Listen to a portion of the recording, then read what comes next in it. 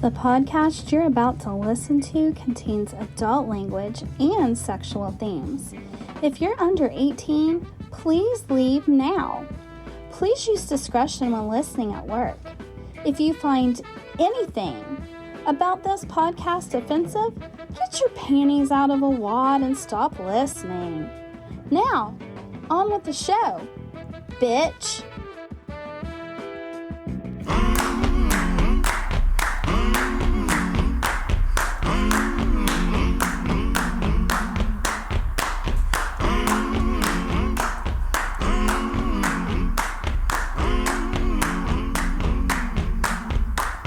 I'm gonna need someone to help me. I'm gonna need... Well, hell, here we are again, episode 84. Now, what's so special about this one? Well, we have a guest. I don't remember that. His name, I don't know if we're allowed to say it or not, but his name's Preston. That's as far. Okay. That's as far as we're going. And in case you're wondering what the hell this is the TNA podcast. My name is Jason Rhodes. I'm Sam Hall. And we told you in the last episode of Useless Facts and Funny Laws that we had done an interview. This is through the magic of recording. And Jason's Lies is what's called the magic of recording. Okay. I'm making it seem like we just did this, but we actually did it like, I don't know, 2 weeks ago, 3 weeks ago, something like that. Also known as Jason's Lies. But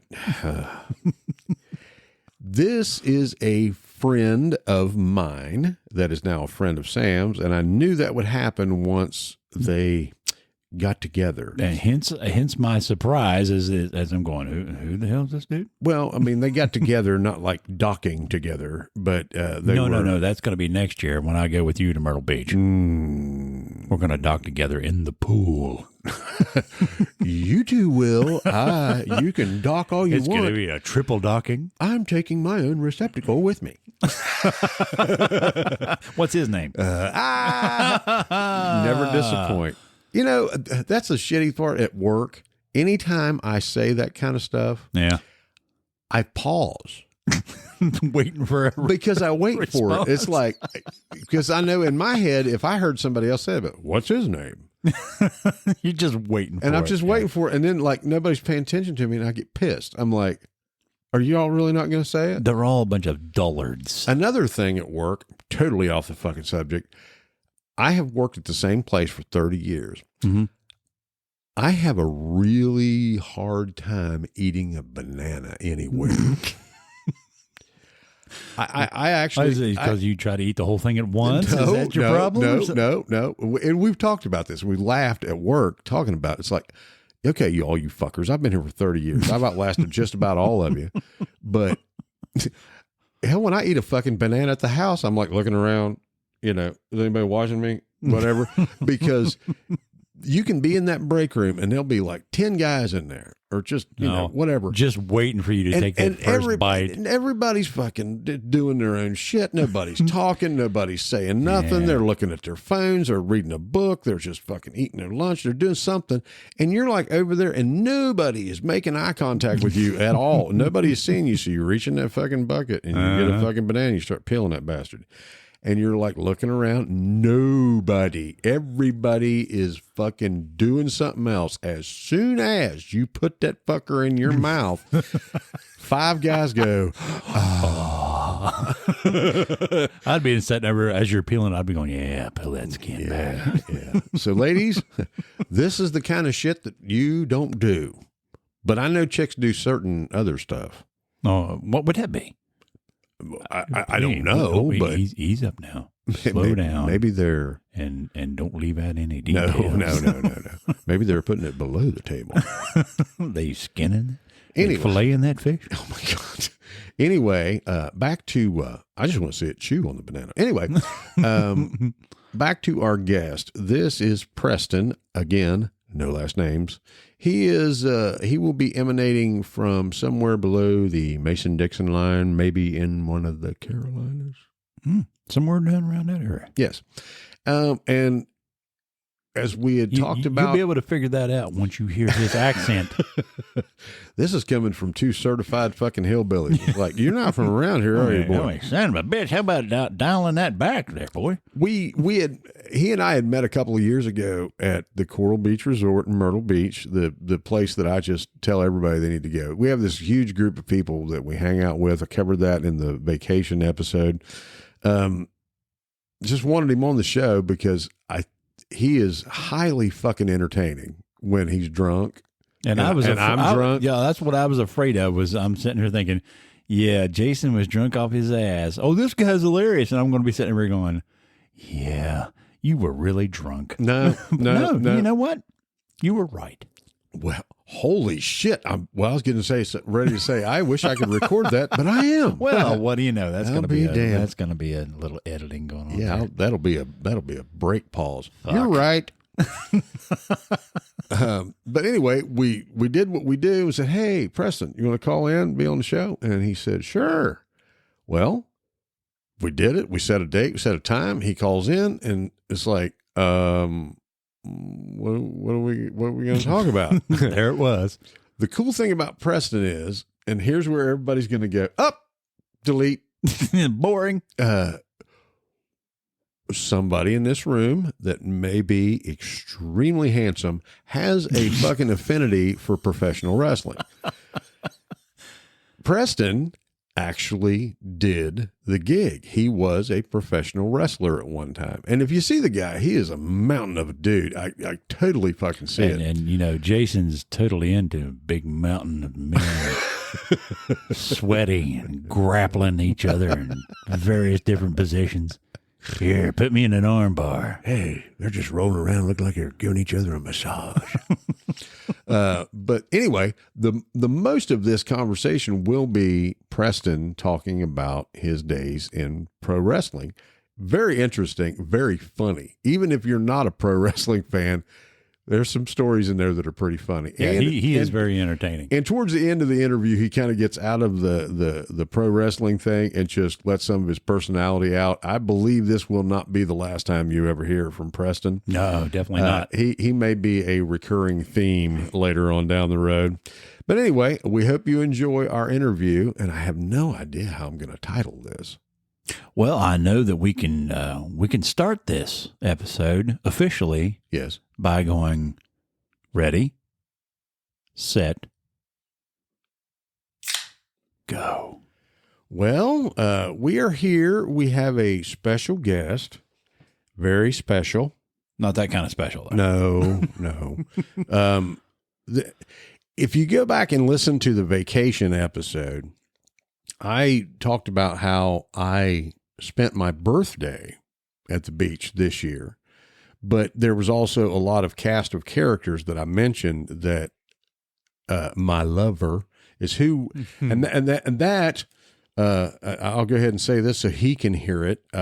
My lover is how I talk about the person of the female gender that I was with in Myrtle Beach. Not the male gender ones that he was with. No, but this is a special thing for me because this is a guy that I met in our travels to Myrtle Beach, and I just get lucky to just gravitate to some really interesting, hilarious motherfuckers. And this is Preston, emanating from somewhere south of the Mason-Dixon line. Are you there? Who the fuck is fucking? Okay. Well, that's a hell of an introduction. Well, it's a question for the ages, my friend. It's a question for the ages. It ain't me. I can tell you that right now. Well, I got stories that break your heart. I just found out today that the male orgasm only lasts 6 seconds, but a woman's lasts 20. Well, you know, that makes sense. I mean, they're basically slowly but surely taking over the world anyway. They always take too long to get finished and get ready. Yeah, another 5 generations, ours will be down to 2, and theirs will be up to fucking full minute. Shit. Dude, I appreciate the hell out of you agreeing to do this horse shit. You called me the other night, and you and I hadn't spoken since we left you left the beach and the first part of September, and you know, you have the vacation people that you associate with, whatever. But I'll tell you what, you guys, you and Stump and the other cast of characters that are down there, man, as soon as I leave or as soon as you guys leave, I'm just like, damn, this sucks. Because we could solve the world's problems fucking waist deep in a goddamn swimming pool drinking. Absolutely. I mean, hell, the fact that I found my way back to my room half of those days was a... Yeah, I understand. I understand. I was there for some of that. Yeah. I got a question. Sorry, go ahead. No, go ahead. Go ahead. Oh, I was going to ask you a question that's been burning in my mind for a while now. What's it like seeing Jason Roach drunk? Because I haven't seen that since he was back in college. It's actually not that far off from the way that he is normally, which should say something to this man's character, to be honest. And that's not a positive thing either. It's just. That's exactly what I was thinking. I don't see any positivity to that whatsoever. Yeah, no. He's basically himself until, he goes to get out of the pool and he goes to use the bathroom. Then he comes stumbling back. And he stands there at the edge of the pool while we're all in there. His lover and all of our friends are still in the pool drinking and talking to each other. And he's just standing there observing. And at first you think, oh, he's just checking everyone out and checking everybody's safety, checking everybody. I'm going to ask you if you want a drink or if you want another beer. But then you realize, no, he's just comatose on his fucking feet. That's pretty accurate. I'm going to tell you what, man, you can hold court like anybody, like nobody I've ever seen. I guess that was probably originally what drew us to you. You are, and I'm going to put this in the most sensitive way that I can. You are not a small individual. You are I'm a fat fuck. No. You are also, dude, you are a large man. You are tall. So, yeah. And there's a picture of you and another friend with my lover. And she is like, big as a minute. And she is just standing in between you two guys. And I'm like, this is a perfect representation of how big these motherfuckers are. But you are there with your beer in your hand and you're wearing this big ass straw hat. And you are just the most entertaining motherfucker I have ever talked to, whether I was drunk or sober, because I've talked to you both ways. You started out by we started talking wrestling of all things. Are you done jerking off to this man? Hey! I was there. That picture I have of him and that other dude with my wife in between them. Okay. I said wife, it's lover. It's the same thing. If this sounds creepy, fuck off. Well, no, I mean, it's all true. First of all, second of all, you haven't even met, the full crew. Half of them you can't even get to coordinate to go do a trip like that. But the ones that you've seen, I think it's fair to say I am the largest one, but they're all made of beef. Great A. They are all made of beef. There is no small, petite fellas in this group that I hang out with. Well, and so Jason feels really safe. So Jason's the runt of the group then. No. I said runt. Well, Matt's not that big. No, Matt's not that big, but Matt, he's getting there. We're training him. And I'm talking about this guy in a straw hat. That was what started this whole thing. Was like, man, I really like the hat, and I'm wearing the fucking fedora. Like I'm a complete fucking loser. I've got that fucking lootly there. But I'm wearing the semi-straw whatever fedora, but I'm like eyeballing this fucking hat. Well, this year, for my birthday, I got to become a member of the Straw Hat Mafia. Oh, really? I was given a straw hat to where all of us are basically dressed the same. So, that's adorable. So I gotta start my training program. The cuck of the group, right? The cuck of the group. I don't know about that. We started talking, and you are a wealth of information. One thing that you kind of I think that's code for you could bullshit your way through anything. Well. Yeah. No, that's true. I am well read. I'll say that. He is well versed in the world of bullshit. Well, my father was a used car salesman. Well, Shit. you come from good genes. We started talking about wrestling, and you just started just going off because I'm like, I had no idea. You were like, oh yeah, I used to wrestle. Dude, he reminds me of a little bit of the way he speaks. God, I hope this is not a bad thing, but I swear I feel like I'm hearing a little bit of Tony Schiavone here. Tony Schiavone? Just in the No, he Well, was. I can make it sound however you want to, baby. The American dream that the roads don't mess with nobody. Shit. All right, Silver Shadow, Daddy. It's you, Shadow Daddy. So Wine and dine with kings and queens. See, I'd be laughing my ass off all day listening to this. that's exactly what the hell it is, and the alcohol is just like the topper. But you actually spent time wrestling. What was that I like? did. Well, when I first started, it's a kind of a messed up story anyway. I get out there and me and my friend, we're in high school, as you do in high school. And we're out in the backyard and we're wrestling around a old beat up Cutlass that didn't run. And The car of wrestling. yes, exactly. And I'm slamming him on this car and he's kicking and knocking me around. And one of the local promoters was driving by and he saw us out in the backyard and Killing he each pulled other.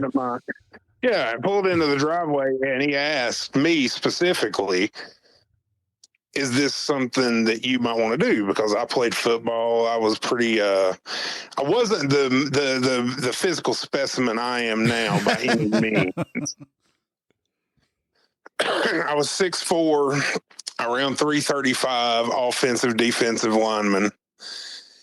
And I happened to love wrestling, and he saw that, and he said, Jesus Christ, how old are you? And I said, I'm 17 years old. And he's like, Jesus Christ, you're only 17 and you're already this size? And I'm like, yes, sir. And he's like, well, have you ever thought about professional wrestling? And I said, that's all me and my friend think about. And he's like, fuck that little runt.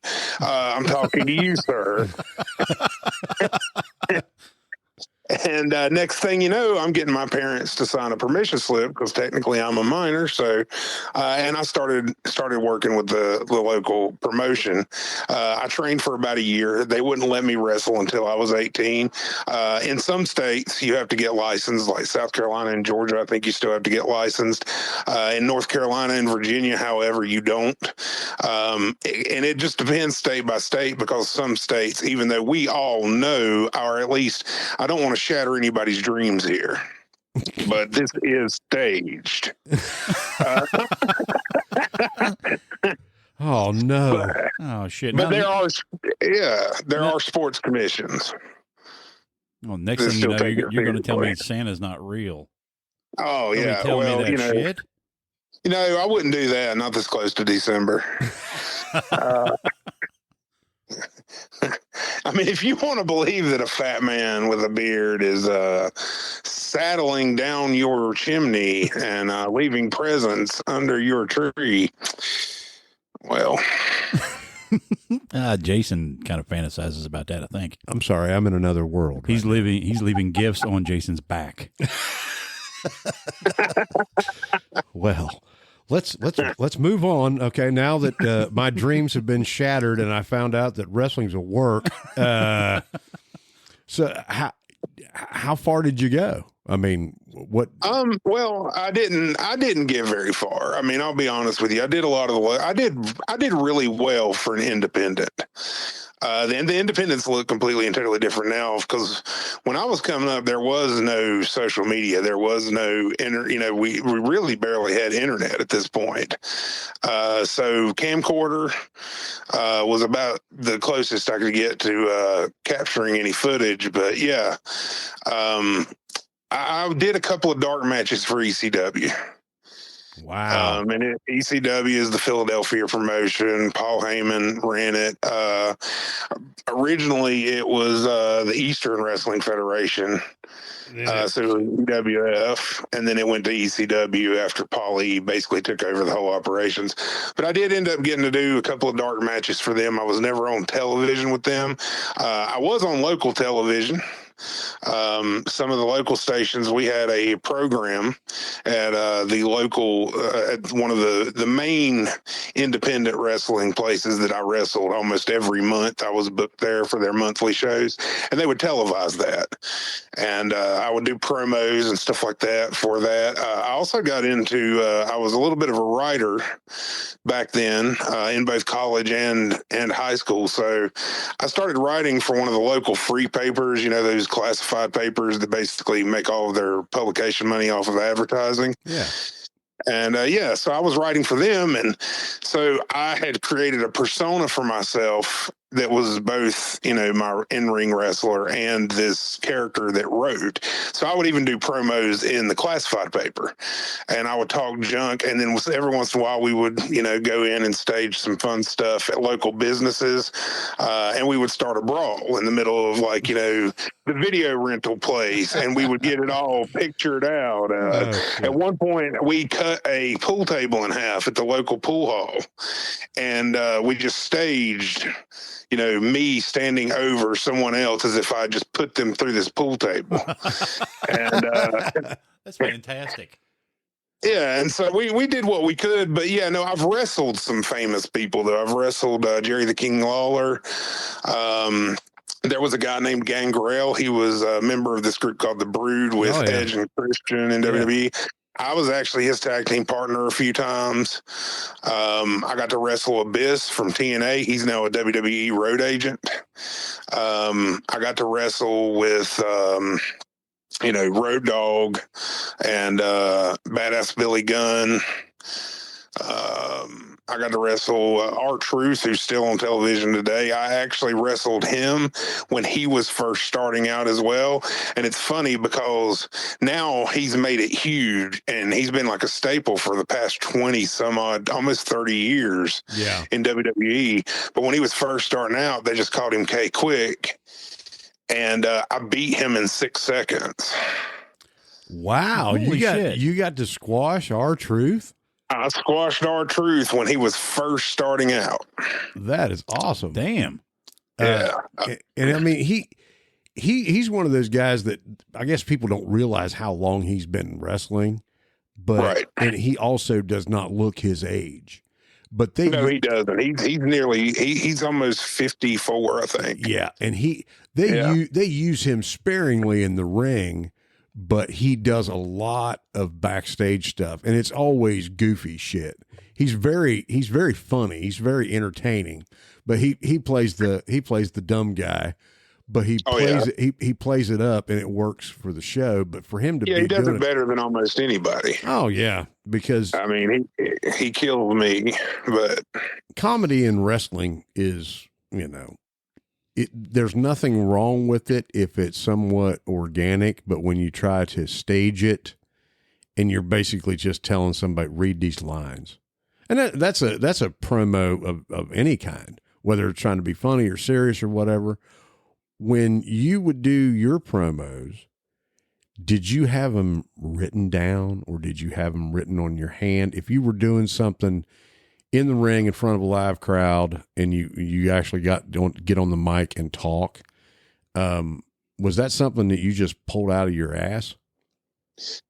TV promos and advertisements, I would write some things down and then just memorize it. But when it came to being actual out there in front of the live crowd at the show, I never wrote anything down. It usually came from the heart. And since I mostly played a heel, you know, I got to tell people that they were spam sucking trailer park trash. I would try to do crowd work just like a comedian does when they, like, you know, you got these crowd work comedians now like Matt Rife. That's a lot of what wrestling is when you're doing a promo. You want to sell the product and you want to, of course, sell your opponent. But like one of the greatest things to do was to go out there and say, you know, you people cheer for this guy because he's exactly like you. Nothing but a bunch of spam sucking trailer park trash. And then they would start booing. And then, of course, I would try to point out at least one lady in the audience. And I would say, you know, I just left you in the men's bathroom sitting in a toilet bowl. What the hell are you doing out here? God damn. And that can incite a riot. It can incite a riot. But what's funny is once it was all said and done, the matches were over, win or lose, good guy or bad guy, I always ended up having a fairly large number of fans that would, you know, hang back and wait until we were done cleaning up, and then they would approach for an autograph, and I would always try to oblige that. A lot of kids, and that's one of the things. I cuss like a sailor, but with these things, I would never cuss, other than maybe the occasional ass. Yeah. They're going to beat your ass. I would try to keep the cussing out of it because I knew the kids were watching me. Right. Did you ever run into any of those fans out there that took things a little too damn seriously? Not too often. I know I've heard stories and I've been witness to some things, and I was also notorious for ribbing people. You know, there was a couple of times I had a tag team partner for a while named Riddleman, and I think he's still wrestling to this day. He was supposed to, we were supposed to do a run-in during a match to cause a disqualification. And they had just started the match. And he's like, I got to step out and go use the bathroom, but I don't think anything will happen, you know, before then. I was like, sure, go ahead. So he steps out there, and he's out there for a few minutes, but he hadn't come back. And I was just like, I wonder what I can do here. So I ran out of the back of the building, and I run around the corner, and he's out there talking to some girl. Apparently he'd finished his business. Now he's stuck talking to this girl. I said, hey man, we're about to do this run-on. Come on. And he comes running around the corner, and we run out there. And right when we get to the curtain, I stop, but he shoots through the curtain out into the crowd. And he sees that there's still a full-blown wrestling match happening in the middle, but now he's just standing out there like a dumbass. He's like, he has to figure out, he's got to figure out, how am I going to slink back through the curtain like I'm not supposed to be here? Like, I'm standing out here with my dick in my hand, and I was trying to get a blowjob before he wow. There was and you said there was people that would hang back at one point, and a lot of people think it was Austin that did it, but it wasn't Austin. I think it always happened because I'm a lifelong fan. There was a part of the audience, it grew over time, that liked the heels. Sure. You know, because Austin became this, you know, megastar. What people forget is he was a heel for the first part of his run as the ringmaster to start with. What the hell was he called? It was the ringmaster to start with. No, what was he called at that time? I can't remember. The ringmaster. He was called the ringmaster. Oh, okay. No, I was thinking about. I was thinking not they gave the other name. million dollar champion with Ted DiBiase. Yeah, when he came to work for the WWF, he was stunning Steve Austin in WCW. That's what it was. Yeah, that's and I mean, that was going nowhere. They told him he wouldn't amount to anything, and he ended up jumping ship. They gave him a stupid gimmick that he knew wasn't going to work. Then he came up with the whole Stone Cold thing and was trying to find out what it was. Well, he let his personality come out, and he went from a heel to a babyface, whether he wanted to or not. Yeah. But you're saying you were a heel, but yet you had people wanting your autograph after the fact. that just goes to people like horror movies. Yeah, that's sometimes who in Star Wars, who do you really like, Luke or Darth? Yeah. Oh yeah. That's a great analogy for that. Mm-hmm. Yeah. And plus, you said you used comedy too, so if people got a laugh out of it, it didn't matter if you were a heel or baby face, as long as you were, fun and entertaining, they were going to like you. Yeah, and people. If you're giving somebody shit like the woman in the front row, he's talking about, it's like, I just took a shit and it looked like you. Yeah. People were like, ooh, at least he didn't do it to me. That was extremely entertaining. Thank you.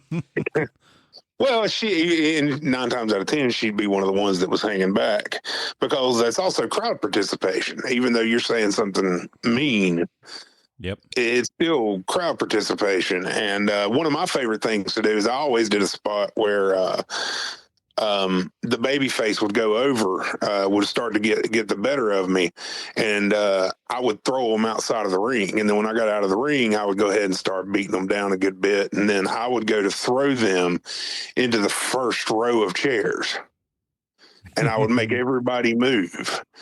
And they would always reverse it. I never made anybody else take that bump from me but me. And let me tell you, it wasn't a bad bump to take unless you got caught on a woman's purse, or if you got caught by one of the chairs and just clipped it wrong. I remember one time, about the only time I remember actually being injured is because I caught the edge of a woman's purse as I went by.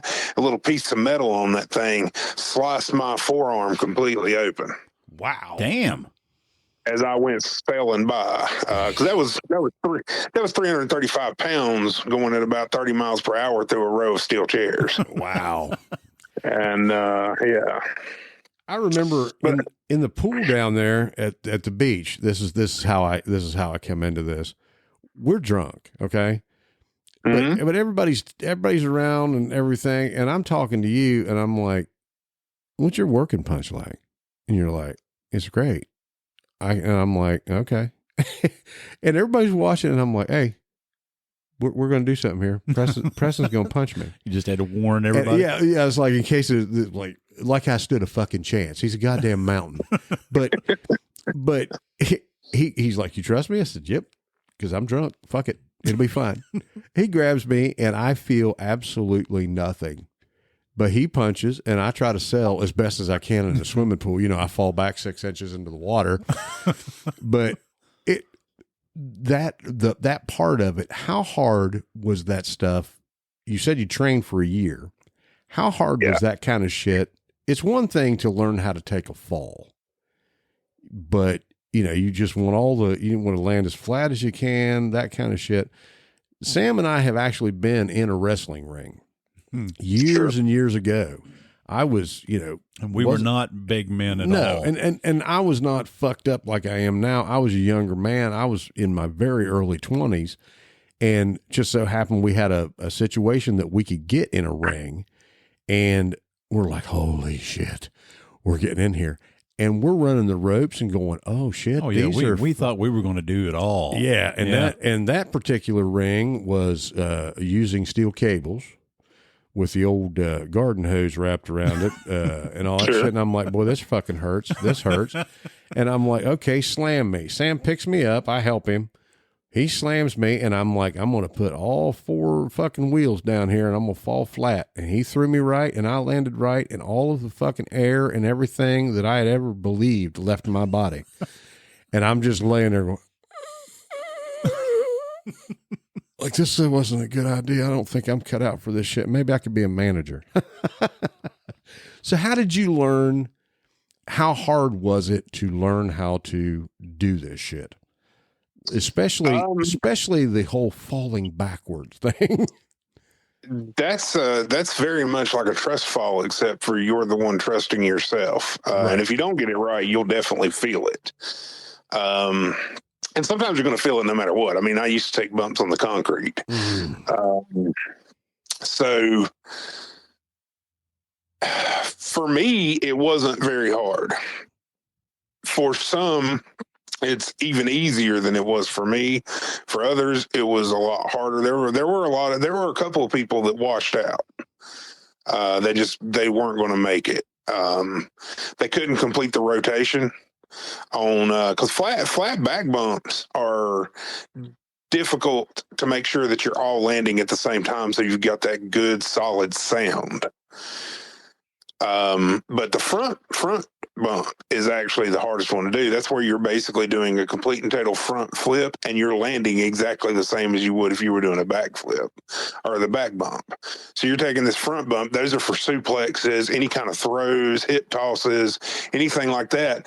That is 100% the person taking it and not the person giving it.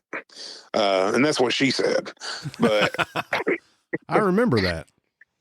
yeah, but when you go to throw somebody, you are giving them a little bit of a boost. You're giving them assistance. But like, if a person didn't want to be suplexed, for instance, front face suplexed, it's going to be very difficult for you to muscle them over. So obviously they're assisting you, but it actually the onus is on them to get over, not the other person to drag them over.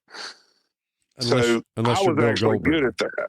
Yeah, well, Bill Goldberg, that's the reason why Bill Goldberg is great, but he was also, and I wouldn't even say that he was unsafe. It's unfair to say those things about Bill because he wasn't really trained. They unleashed him untrained because of his look, and he's got a magnificent look. But you're letting somebody out there, like the first time that he ever had to have an actual match was against William Regal. Yeah. And William Regal got fired for that. Yeah. I remember that. I didn't know that.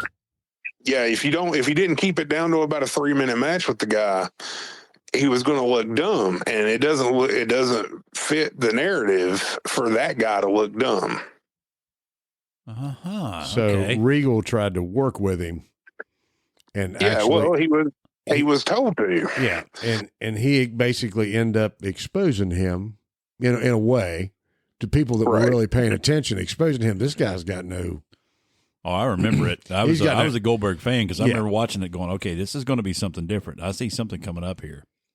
But I mean, you're talking about helping. Of course, all that stuff is there. There is cooperation. Well, when we went to Chillicothe, we watched Steiner. When he was wrestling, I can't remember that guy's name, Purple Haze or something like that. Yeah, the dude was enormous. Yeah, and he didn't help Rick with what was his finishing move? What was it called? He did it. I can't remember. I know what you're belly talking. to belly, didn't he? Yeah, belly suplex. And this is you could see the strain on him when he tried to do that. This is Scott Steiner like 2 years ago. So right, big Papa Pump ain't on the gas anymore. And I remember sharing that picture, and people were going. Somebody at work went. No, not somebody at work. Somebody asked me at one point. He's like, "Just how fucking big are you anyway?" Because they saw me next to Steiner, and I look like a really big fucking dude next to him.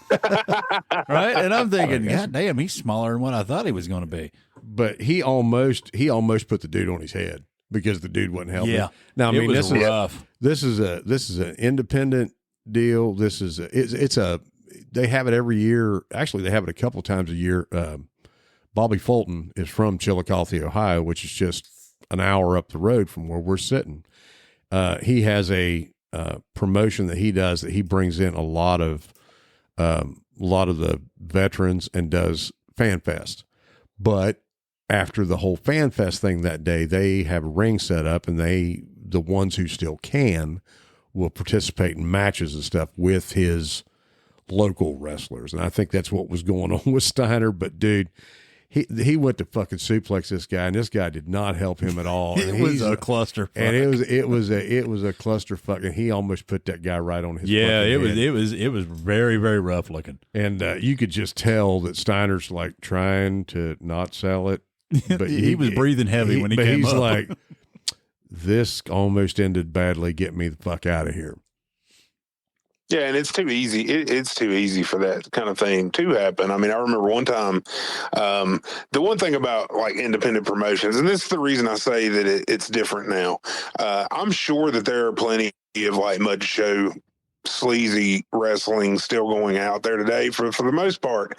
A lot of times when you work in the independents today, even they are taking it safer. Like they've taken their cue. Everybody always takes their cues from WWE and the other big promotions. So back in the day when I was doing it, you had WWE, WCW, and you had ECW. There were plenty of people that idolized, especially in the indies, ECW. Well, you know what that means. Yeah, that means you're going to get thrown through tables. You're going to be slammed on thumbtacks. Right. Yeah. For 10 people. Yeah. Just so they can chant ECW, ECW. Yeah. Yeah. Not, way to go, guy. Way to go. I was willing, as long as the money was right and the crowd was right. I had no problem in putting on that kind of show because we did do some violence. One of the things, going back to the training part, you were asking how easy it is. It's not easy. The hardest part is learning the psychology, because there is a psychology to wrestling. The crowd is supposed to be like a piston that goes up and down in their seat, and eventually you get them to a crescendo. It's just like when you're having sex with a lady. You got to have that, a little bit of foreplay. You preheat the oven before you stick in the bun, all that good stuff. I just want to cut you off there, or with a man. I didn't want to exclude someone. But anyway, go ahead. Oh, yeah, absolutely. Or any farm animal, little farm animal under 40 pounds. Yes, that's a West Virginia. Yes, yeah, of course. I forgot how close you are to West Virginia. We are actually from West Virginia. Yeah. Well, that tells me everything I need to know about that we covered that in Don't the last bring that show. big sweet ass up around here, boy. There ain't nobody having sex with my sister but me. I didn't have you call in just to talk about wrestling. And I don't want to put you on the spot, but when I talked to you the other night, you were asking a little about the show as far as like what's off limits, all that stuff. And I said, well, politics and religion.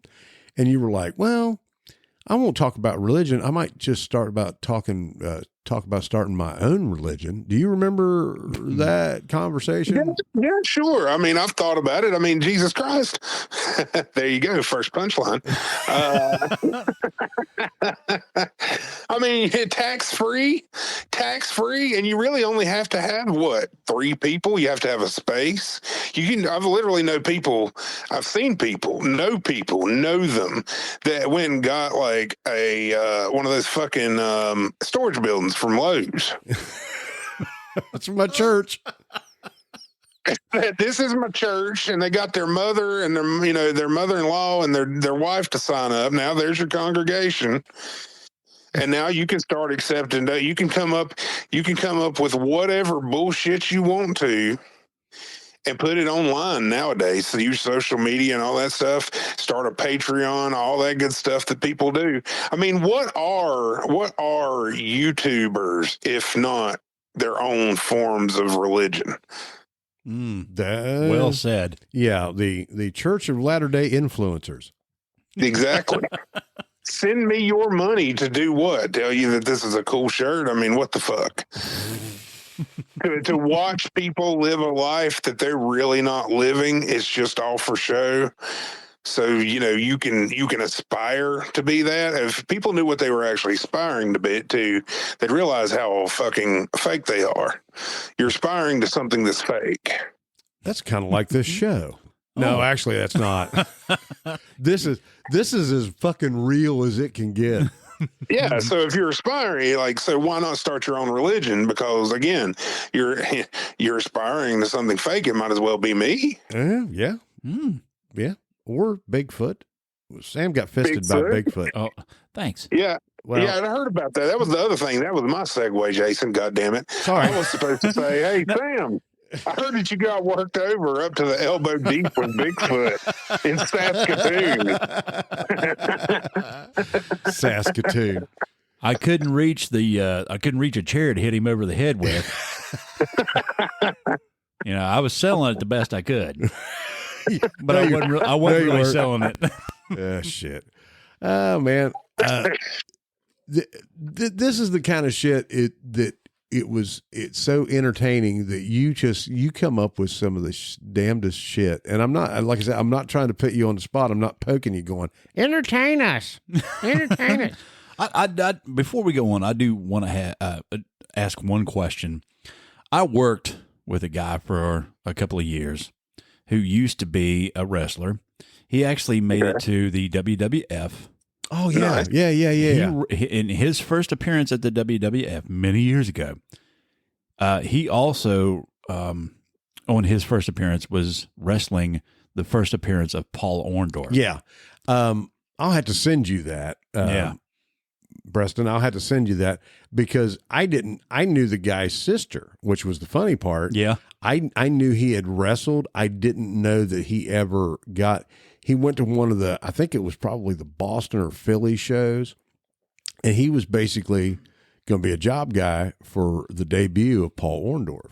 Oh, he was. The cool thing about the match is, as a history thing, even if you only appeared on television as a wrestler one time, you were in the ring with Paul Orndorff, and the match was being called by Pat Patterson and Vince McMahon. Oh yeah, that's fantastic. Yeah. So he ain't worth a fuck. You talking about? Yeah, I'm talking about. He could take a classic ass whipping. That's what I'm saying. And when I met the guy, I thought there's no way in hell this guy was a wrestler. Then when I saw him as a younger man, I thought, okay, he was a different physical specimen back then. So if I set that up for you, okay, he wrestled Paul Orndorff in his WWF debut, and Pat Patterson and Vince McMahon are calling the match. That lets you know how long ago that was. Yeah, that's been a minute. Yeah, that's definitely been a minute. I'll throw the name. But hey, man, if I'd ever made it to jobbing out at the WWE, I mean, that would have been the dream. I'd have been living my dream. I knew that I wasn't that good. I had other skills. I did have the charismatic. I had the funny, and I was willing to do some things that sometimes other people wouldn't do. Going back to that extreme type of event. I mean, I've done a couple of casket matches, and even those were funny. I ended up finding a fucking one of those, like, it was like a rocking horse, but a giraffe. What the fuck? Okay. Yeah, and we filled this casket up with weapons, and I saw that thing at a fucking yard sale, and I was like, I have to have it, and so I went and got that, and. And I got an old. Jason said that for a completely different reason. Hiring giraffe pussy. Yeah. No, I got that and a fucking keyboard, a corded keyboard, like the old keyboards you would hook up with a cord. And anyway, we filled it up with random stuff, chairs, and all this shit. And anyway, I developed a spot for that giraffe that I actually had to keep the giraffe because I used the spot multiple times because it got over so fucking great the first time. I knew that I was onto something. But I would put the giraffe in the center of the ring after I'd knocked someone down, go over to the casket, get a couple of weapons out, because you have to just fill up the ring, even if you're not going to use it. You got to show the people, look at all these goodies we've got to hit each other with. And I would always grab that giraffe, set it in the dead center of the ring, and I would pick the guy up, and I would, flip him around to where I'm behind him, and I would hook him underneath the arm with my head, and then the back of his legs with my hands, and I'd lift him up almost like a back suplex, but then I would bring him crotch first down on this rocking giraffe, and of course he would sell it by rocking the giraffe holding his nuts. And oh my God, it got over so fucking good. Oh man. Jobbing for the WWF, it ended up working out for several people. You have the Hardys, sure, Mick Foley, go ahead. Well, one of the best jobbers for the WWF, and he did some things in ECW too later on, was Confederate Chris Hamrick. Chris Hamrick was a guy who he helped train me to some degree. He kind of got involved later on at the end of my training, but I did get to pick his brain. But this was a guy who could really go. There's a lot of these job guys, man, they go in and they get squashed, but there's an art form even to that. And this guy was phenomenal.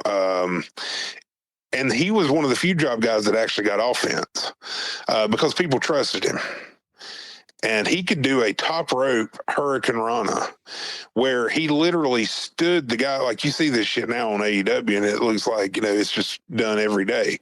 But I can tell you right now, during the late 80s and 90s, you never saw anybody stand Ricky the Dragon Steamboat up on the top rope. Both of you are standing up there. You're thinking, what's he going to do? Superplex him? And he literally jumps vertically up, hooks you around the head with his legs, and then does a Frankensteiner off the top. Wow. Never seen anything like it. Or you said a Hurricane, or like Ric Flair would say, have a Corona. Yeah, have a Corona.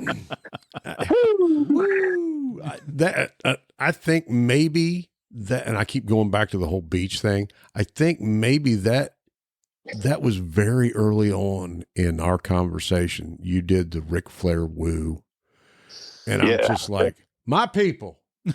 These are my people. Yeah, I mean, they're in my mind. There's no argument who the greatest wrestler of all time is, and it's definitely Ric Flair.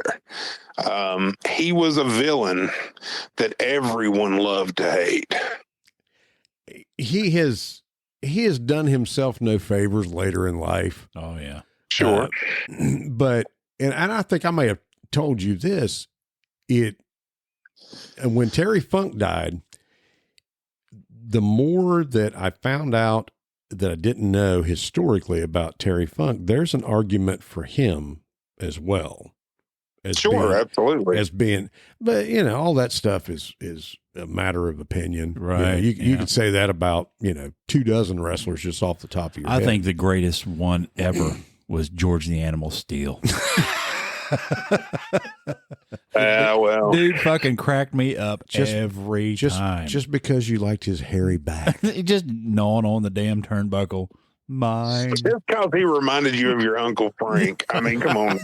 Exactly. I knew somebody like him. Oh my God. But I always pretended she was wearing an alpaca sweater. Oh God. Oh man. You we aren't discussing anything that has to do with employment. We're not doing anything like that. But, dude, you have told me so much fucking funny shit. And I'm not, again, I'm not putting you on the spot. This is kind of breaking the hymen on this because I honestly think we'll just call him Buster Hyman from now on. I was going to say that's your rap name, Buster Hyman. Oh Jesus Christ! You owe me $3.95. Well, I just said it. Okay. So you went back every time I say Jesus Christ. I'm starting my religion here. Oh, sorry. I'll be waiting for the merch to come out. But dude, we would like to actually have you come back on occasion. We're kind of lazy about this whole thing and only do it every 2 weeks anyway. But have you maybe come back for some input on particular subjects? This one ended up kind of being a pseudo wrestling thing.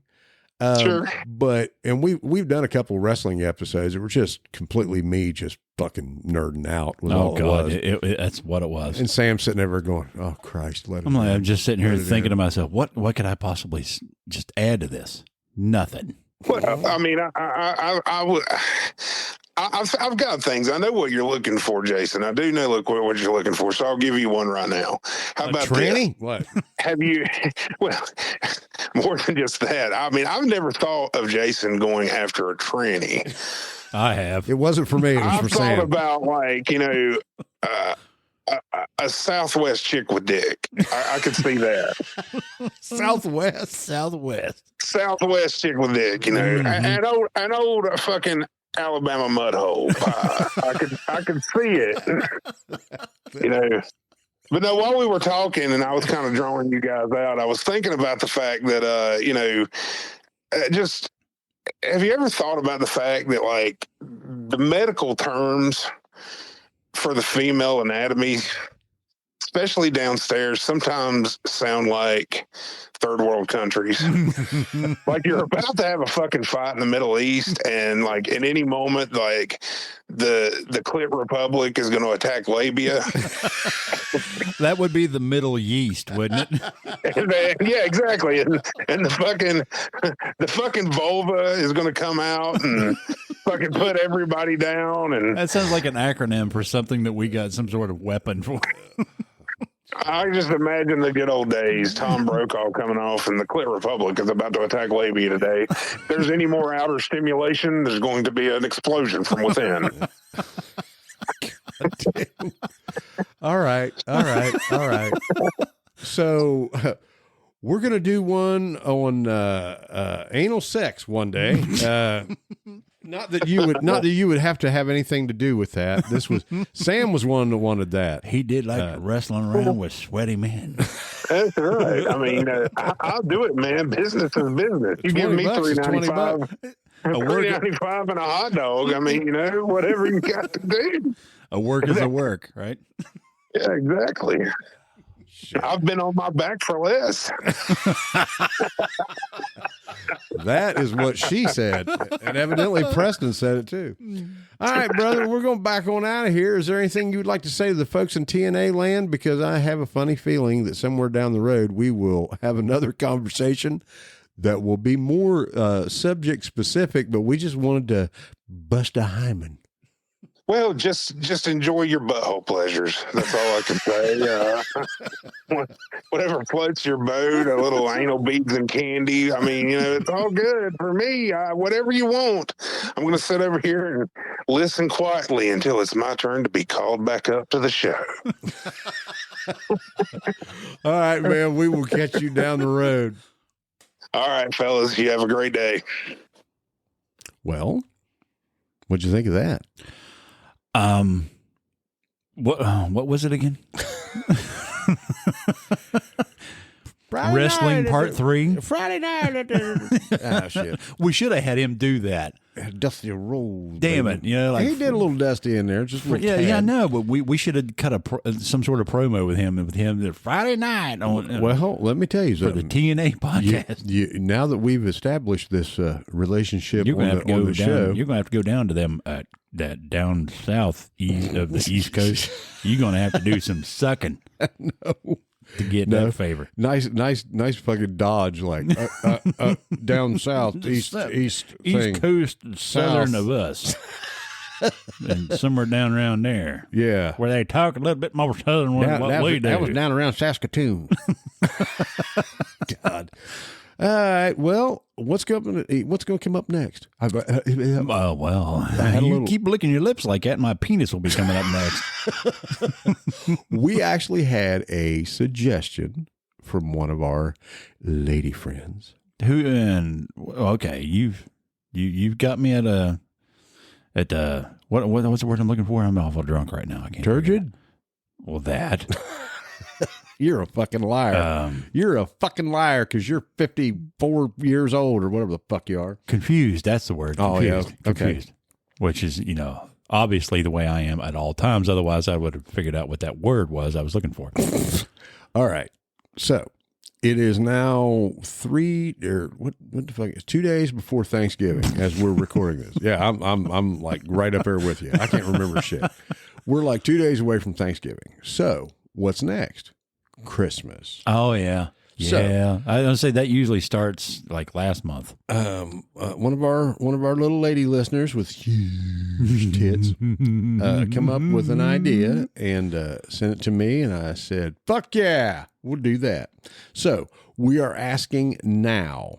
We will hopefully get the show together before Christmas and release it before Christmas. But as of right now, if you are hearing this and it is before Christmas 2024, we would like to hear your submission for Santa's naughty list. We don't want to hear that good stuff. Nope. No. So you good little boys and girls just go right on to bed. So let's say if Santa was a freak,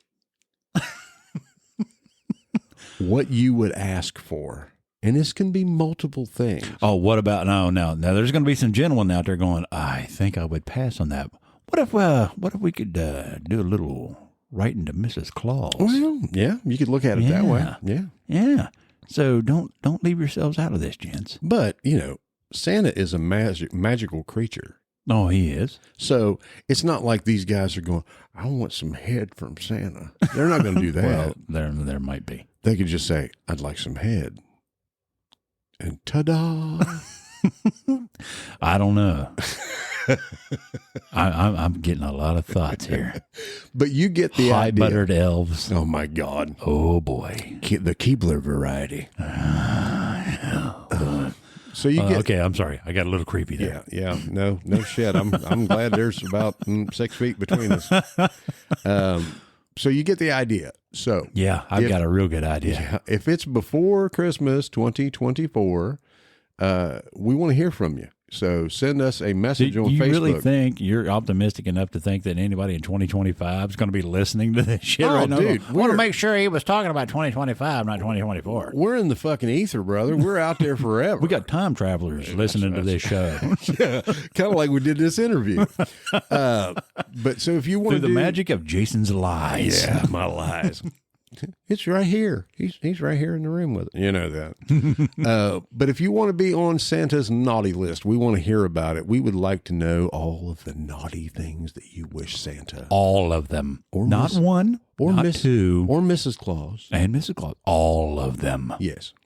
And you can send that to us on Facebook. You can send us a message to the TNA podcast on Facebook, or you can send us an email at thetnapodcast.com. And you know the fucking drill. If you want to do a voice message, send it to us on Facebook, and we will put you on the show. Those are very highly regarded.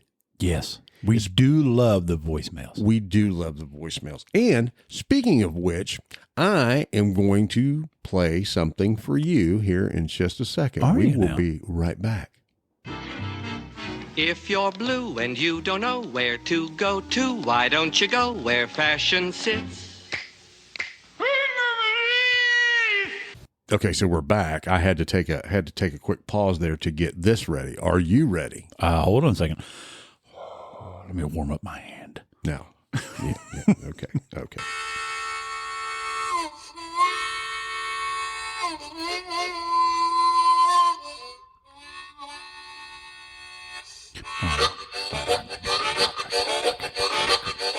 Uh-huh.